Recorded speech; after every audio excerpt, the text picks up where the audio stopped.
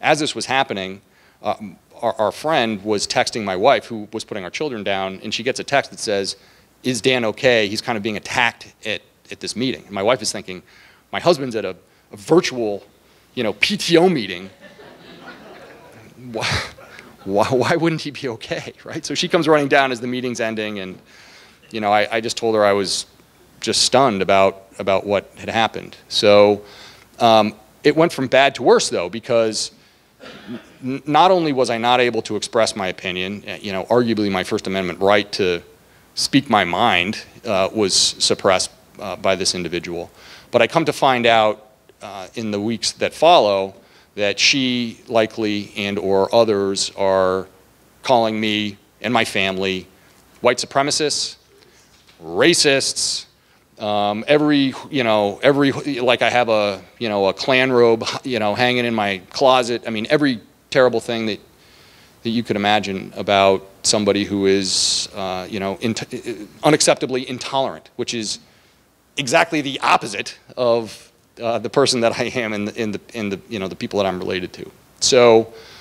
in the wake of that, we have had an unbelievable experience in our school system. I start digging and find out that these diversity, equity, and inclusion committees have been meeting since at least 2019. They have had zero oversight by our school boards. They are influencing curriculum. The things that they are advocating for, I actually found a document that stated that equity study that I mentioned earlier, that came back so positive in this update that they gave, that equity study is way too positive and needs to be ignored, and that the school needs to be socially transformed. We heard this from the new associate principal, that they needed to remove logic and argument from the curriculum, and that they needed to start teaching whiteness and racism in kindergarten at our school. And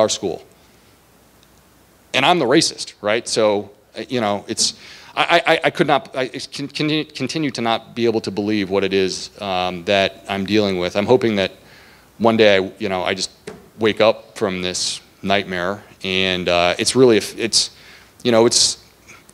affecting my family in a really sort of terrible way.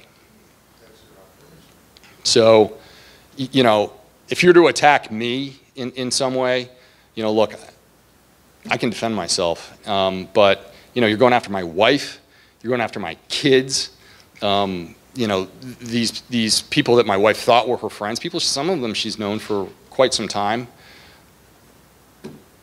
gone.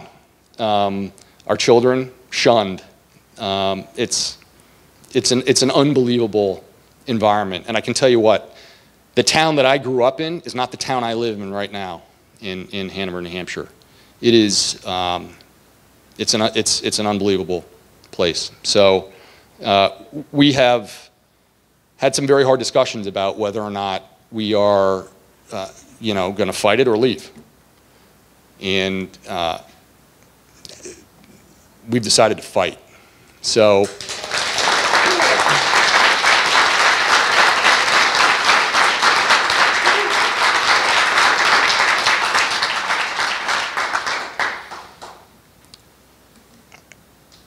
So for the last, our journey over the last 60 days has been pretty unbelievable, and for a lot of it, we felt sort of very much alone.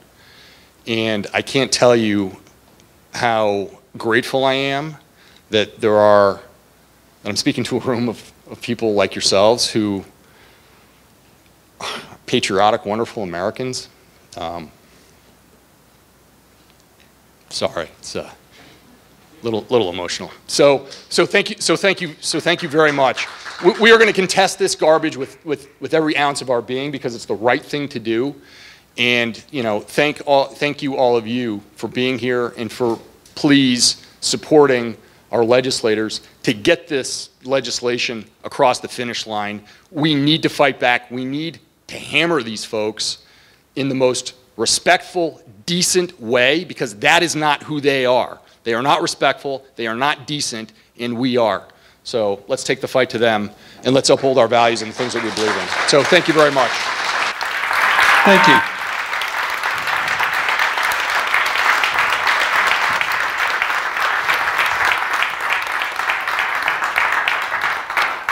So what a powerful story. But keep in mind, the total amount of time that he was talking about is about 120 days.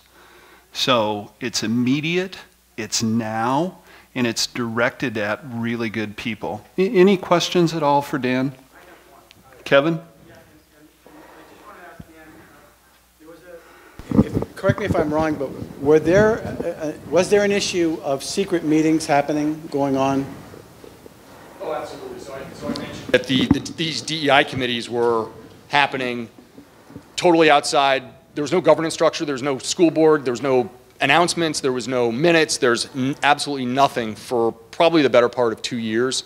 And because of some of the pressure that we've been applying, the school boards have now voted to bring the DEI committees, and I still don't know how many there are, but the DEI committees in our community underneath the school boards. So, but there's a whole, I mean, they've already been influencing curriculum and doing a lot of other things in our community, basically under the cover of darkness, and really unbelievable.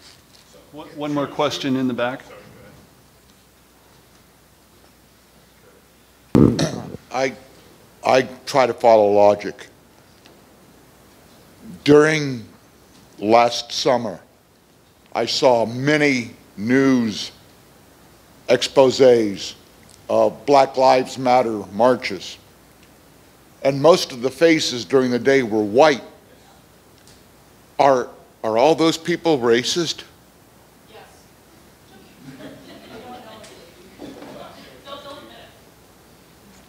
One more question. I serve on the school board in Nashville, and on our school board, we have a curriculum committee, and that curriculum committee has to approve anything that's taught. Basically, if we have a new program of study, it comes in and the board reviews it, and then on a vote, the board decides whether that will be taught. So in Nashville anyway, if they are teaching, and I do not know whether they are teaching, I have been told just this week I had the first time where someone said to me it was being taught. And that could mean that only one teacher is teaching it. I mean, you assume if one is that there are others, but I don't want to assume anything. I don't want to get in front of the cart. So my question would be, if that indeed is the case, then why, and I have to applaud your ability to articulate calmly and rationally what's happening, because when we let passion when passion gets in front, sometimes the brain stays behind. You have kept your brain, and I'm so glad that you have. We need people in this great country. We so badly need people who can articulate calmly and rationally, and be respectful and exchange. It's all right for you to disagree with me. 80-20 is the rule I always heard.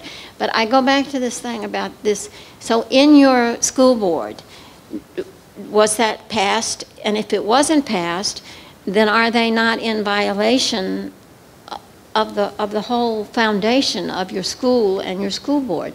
And if they are, then isn't there some? The one gentleman said, well, he thought that you would fire the teacher. You have to, in our school, it goes, you keep a record, like the superintendent. When somebody violates anything, it's supposed to go in their records. It's supposed to be recorded. But I found that it wasn't always being recorded. So Dan, how would you respond? Well, thank you for that question and the comment. You know, look, we have a situation in Hanover where, and with this ideology, it's almost never called critical race theory. It's always cloaked in really seductive, like inclusivity and diversity and the equity and these terms. And there are pieces of it here and pieces of it there and things that are happening over there that it's a very slippery thing to try to pin down. And we have teachers in our school that, for instance, some of them are embracing like 1619, but there are others who are not on board. So we are on, I think, the beginning of the continuum for the implementation of critical race theory. We don't have, as far as I know, a curriculum committee. I think that's something that is in formation right now, and they're going to be doing a curriculum study and then making modifications to the curriculum in our district. So I think that's coming. Let me just say one other thing, and that is, one of the things they love to talk about is the work that's being done and the difficult conversations that I mentioned. I can tell you, I've been trying to engage and have a difficult conversation with literally anybody on the other side that's willing to debate me as to, the value of these concepts. I can't get anybody to engage with me in a difficult conversation. Like, here I am, let's debate it, but they're not interested. So thanks very much, Dan. We're going to move on.